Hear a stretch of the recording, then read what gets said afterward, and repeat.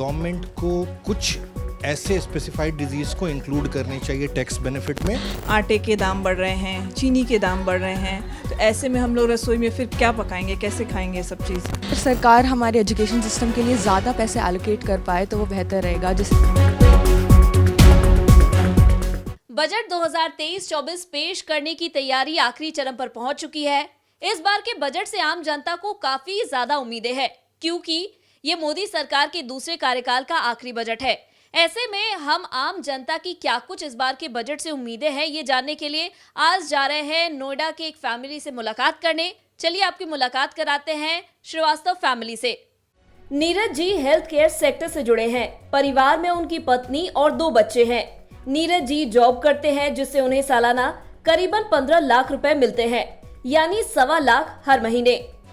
उन्होंने अपने खर्च के बारे में बताया कि उनका घर नोएडा की एक अच्छी सोसाइटी में है, जिसके लिए उन्होंने लोन लिया था और वे इसके लिए हर महीने 30,000 EMI भरते हैं, जो सालाना 3,60,000 रुपए का खर्च बैठता है। राशन और घर के सामान में सालाना मोटे तौर पर 4 लाख रुपए लगते हैं। बेटी की पढ़ाई और एक्टिविटीज में हर महीने 16 से 17,000 खर्च हो जाते हैं, जो सालाना 2 लाख रुपए करीबन हुए। परिवार और माता पिता के स्वास्थ्य पर सालाना कम से कम 1,80,000 रुपए खर्च होते हैं। मंथली समझ लीजिए 15,000 रुपए। ऑफिस दूर होने की वजह से उन्हें ट्रांसपोर्टेशन के लिए हर महीने 10,000 रुपए खर्च करना पड़ता है, यानी सालाना 1,20,000 रुपए। तो ये तो हमने जाना नीरज जी का हिसाब किताब, लेकिन इस बार के आम बजट से उनकी क्या कुछ उम्मीदें हैं, क्या कुछ मांग है, आइए वो भी सुनते हैं। मुझे लगता है सैलरी क्लास के लिए पिछले बहुत सालों से कोई भी चेंजेस नहीं हुए हैं टैक्स के पॉइंट ऑफ व्यू से, चाहे वो सैलरी स्लैब की बात करें या फिर अंडर सेक्शन 80C की बात करें या 10DD की बात करें। तो मुझे लगता है कि इन स्लैबों को बढ़ाना चाहिए और साथ ही साथ आज की डेट में हम जितने भी प्रोविजंस देखते हैं टैक्स बेनिफिट के लिए, वो सारे अंडर सेक्शन 80C में आते हैं। तो उसको ध्यान में रखते हुए गवर्नमेंट को या तो उसकी आज जो 1.5 लाख की लिमिट है उसको बढ़ा के ऊपर की तरफ ले जाए। आज का अगर आप देखोगे तो उसमें ट्यूशन फ़ी है, NAC है, उसमें आप देखोगे होम लोन का प्रिंसिपल अमाउंट है, ये सारे फैक्टर 80C में ही इंक्लूडेड है। तो मुझे लगता है कहीं ना कहीं एक सैलरीड क्लास के लिए उसको 1.5 लाख से बढ़ा के 2.5-3 लाख किया जाए। उसके अलावा मैंने कहा कि आज की डेट में हमारे पास दूसरा और कोई प्रोविज़न नहीं है, एक NPS के अलावा या फिर हेल्थ इंश्योरेंस के अलावा, जहां हम टैक्स में इन्वेस्ट कर सकें।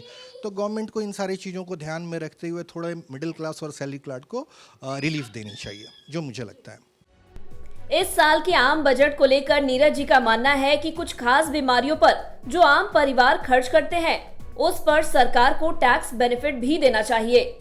In fact, मुझे लगता है government has to do lots of thing on infrastructure, but as far as budget is concern, मुझे लगता है कुछ जो 2-3 सालों में हमने देखा है, जिस तरीके से कोविड ने पूरे वर्ल्ड को एक तरीके से टर्मोइल किया है, उसको देखते हुए गवर्नमेंट को कुछ ऐसे स्पेसिफाइड डिजीज़ को इंक्लूड करने चाहिए टैक्स बेनिफिट में, ताकि जो भी हम एक्सपेंडिचर करें ऐसे डिजीज़ के लिए, that should be included in our tax benefit. अभी हमने नीरज श्रीवास्तव जी से बात की, हमारे साथ है उनकी वाइफ सुरभि सिन्हा। आपसे हम जानना चाहेंगे कि एज अ होम मेकर आपको कितनी मुश्किलों का सामना करना पड़ा, क्योंकि साल 2022 तो महंगाई के नाम रहा, ऐसे में सब चीज़ों के दाम बढ़ गए होंगे। आपको क्या लगा और किन चीज़ों के दाम में आपने देखा कि इंक्रीज हुआ, बढ़ोतरी हुई? महंगाई तो बढ़ती ही जा रही है, हर साल कुछ ना कुछ बढ़ती जा रही है। हर राशन की हर चीज़ों में भी बढ़ोतरी हो रही है। अभी आप देखें तो IGL के बिल कितने बढ़ गए हैं। अभी आटे के दाम बढ़ रहे हैं, चीनी के दाम बढ़ रहे हैं, तो ऐसे में हम लोग रसोई में फिर क्या पकाएंगे, कैसे खाएंगे, सब चीज़ सोचना पड़ता है। बच्चों की ट्यूशन फ़ी भी बढ़ रही है हर साल, अभी 6 महीने में बढ़ा दे रहे हैं वो लोग। तो ये सब तो सरकार को थोड़ा सा ये सब चीज़ों का ध्यान देना होगा, ताकि सब चीज़ आम आदमी के लिए थोड़ा सा अफोर्डेबल हो। सब कुछ हम लोग नॉर्मल जो हर चीज़ हम लोग घर में करते हैं, खाने पीने की चीज़ें, ज़रूरत की हर चीज़ें हमें आराम से मुहैया हो जाए। पिछले साल महंगाई के कारण महिलाओं को घर का बजट संभालने में काफी मुश्किल हुई है। वहीं एजुकेशन सेक्टर में भी इन्वेस्टमेंट बढ़ाने को लेकर क्या कह रही हैं नेहल, आप खुद ही सुनिए।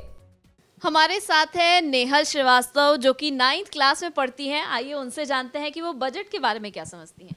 तो budget is basically managing the expenses. जो हमारे पास इनकम आ रहा है उसको कहाँ पर खर्च करें और कितना सेव करें। जी, नेहल, आप तो 9th क्लास में हैं, ऐसे में थोड़ा बहुत न्यू एजुकेशन पॉलिसी के बारे में आपको पता होगा। क्या बजट में क्या आपको लगता है कि सरकार को आप लोग के एजुकेशन सिस्टम को बेहतर करने के लिए कुछ करना चाहिए? जी हाँ, अगर सरकार हमारे एजुकेशन सिस्टम के लिए ज़्यादा पैसे एलोकेट कर पाए तो वो बेहतर रहेगा। जैसे न्यू एजुकेशन पॉलिसी में फ्लेक्सिबल स्ट्रीम सिलेक्शन के बारे में बात की गई थी, तो ऐसे अलग अलग चीज़ें अगर हम अवेल कर पाएँ।